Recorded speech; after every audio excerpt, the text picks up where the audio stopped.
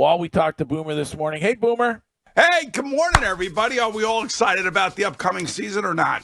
We are at Gillette Stadium this morning, and I must admit it was weird to see Bill Belichick coaching anywhere other than here last night. Yeah, it was an unfortunate game for him last night. TCU is a well-built team. You could see that they have a little bit more speed than North Carolina, and I think a little bit more organization and a little bit more incentive to go in there and beat the hoodie. But it's like Arch Manning. This is like their first foray into this. They haven't been around it a lot, but I would say it's only going to get better from here. Well, we're on to Mike Vrabel, and the Mike Vrabel era officially begins on Sunday. And what is this team had 4 wins last year under Gerard Mayo? What's a reasonable expectation when it comes to wins for Mike Vrabel? And his first year? They had 8 wins the combined last 2 years, and they've been horrible ever since Tom Brady left. I would say 9 wins, and I do have them winning a wild card this year. And I think, and the reason I say that is because obviously we all know how much money they spent in free agency this offseason. We all know how much they built up the offensive line. We also know that Drake Maye should take huge steps under Josh McDaniels. To me, that's the key relationship. I mean, Mike can do Mike stuff. He can be the head coach. He can be the head coach of the offense and the defense. He can make all the decisions, whether or not to go for it on 4th and 1, do all the things that Bill Belichick did do when he was at the Patriots and when they were successful. But to me, it's a quarterback-driven league, and I believe that Drake Maye showed enough last year with a terrible situation around him where he should be able to, get off flying this year. So that's what I'm resting most of my predictions on him. I think they can get 9 wins this year. I think they can win a wild card. I think the Jets are going to be a little bit better, but they're going to be quarterback hamstrung. I don't know what's going on down in Miami with Mike McDaniels. It seems like that thing is really teetering on collapse. And then of course you got the Buffalo Bills, who are still one of the best teams in the league simply because of their quarterback. Boomer, you've been there, you know better than anybody. You've been there before. What's the most important thing for Drake Maye going into his second year that he's going to have to do to get them to be that wild card team that you talked about? If I go back and I think about Josh McDaniels and Tom Brady, I think about preparation, Jermaine. Tom knew everything before the ball was even snapped. And, not every player is capable of that type of play. But, I think Drake is smart enough. He's big enough. He's strong enough. He runs well enough, something that Tom did not do. I think that there are aspects to his game that Josh is going to love. And it sounds, everything I've read, every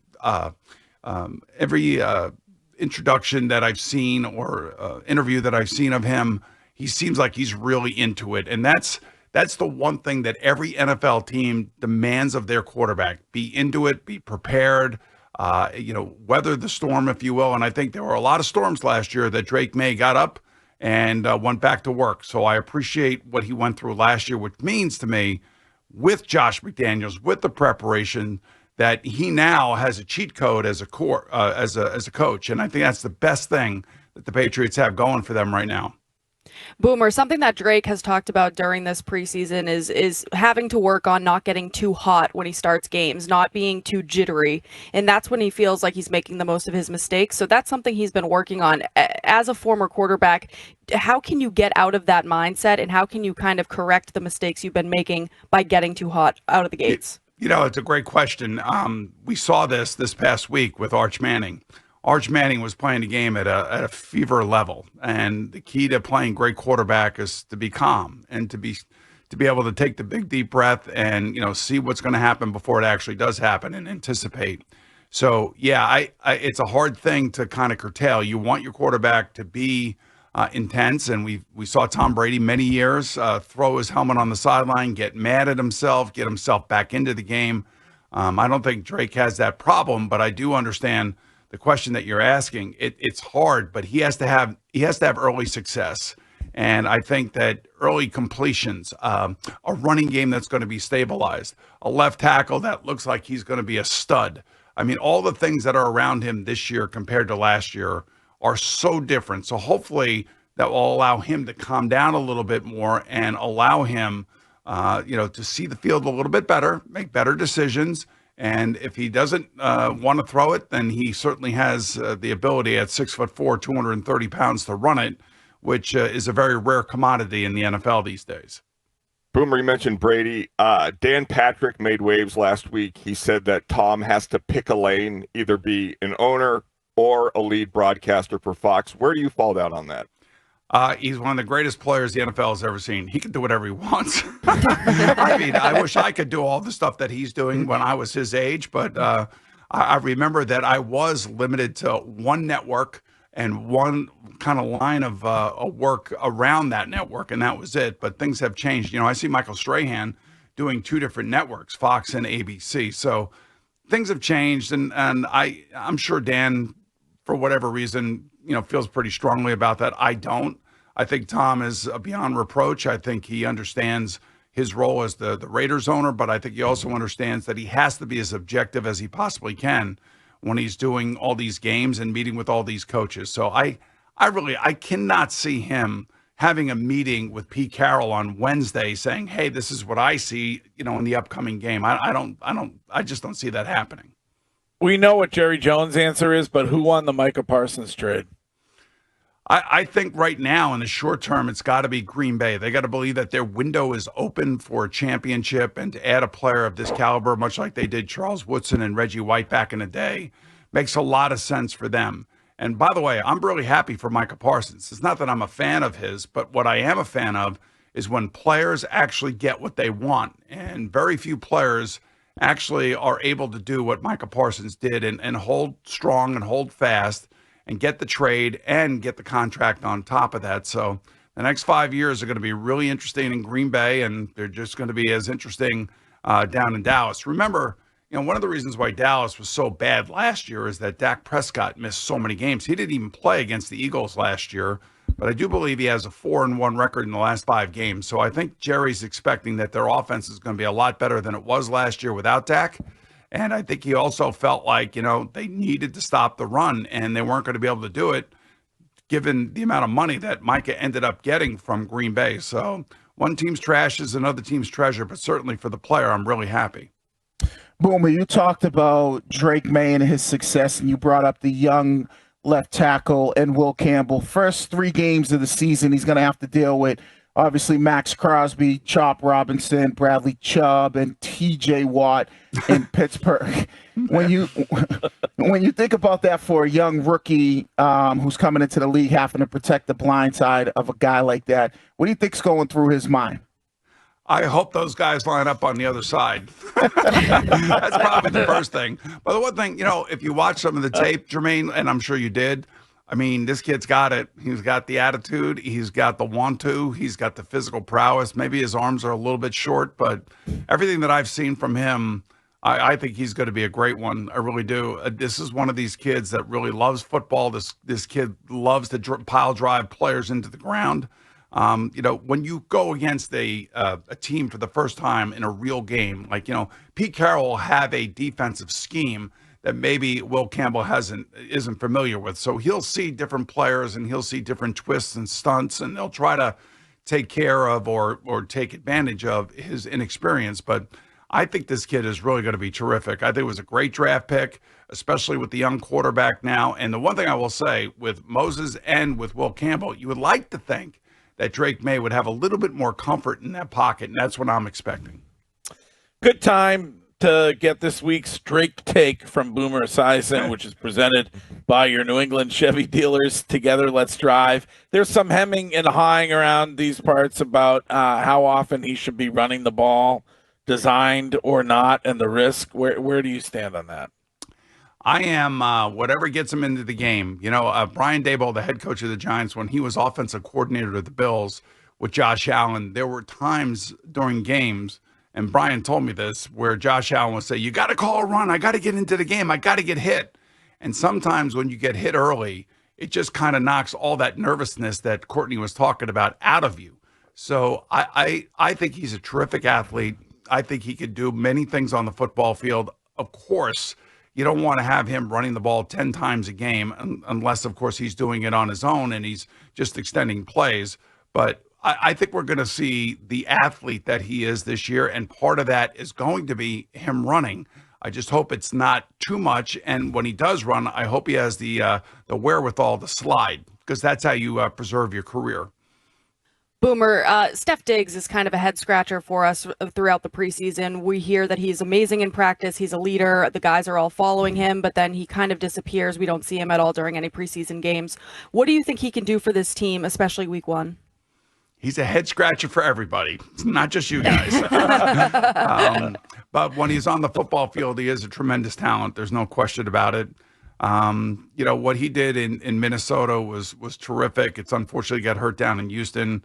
I think they're hoping that there's still a year or two left where he can go up and make some of those spectacular catches that he made for C.J. Stroud and that he made for Josh Allen. That's the hope. I mean, you got to have some design player that can go out and make plays for you. I still think he's got a little bit left in him, so hopefully he gets off to a good start. The thing that I always worry about him is he's his body language, and he's not afraid to complain. And young quarterbacks don't need that kind of guy in their ear the whole time on the sideline in the huddle. You want your young quarterback to be able to dictate what he wants, not what the wide receivers want. So that will be interesting to watch, to see how that relationship between Drake Maye and Steph Diggs plays out.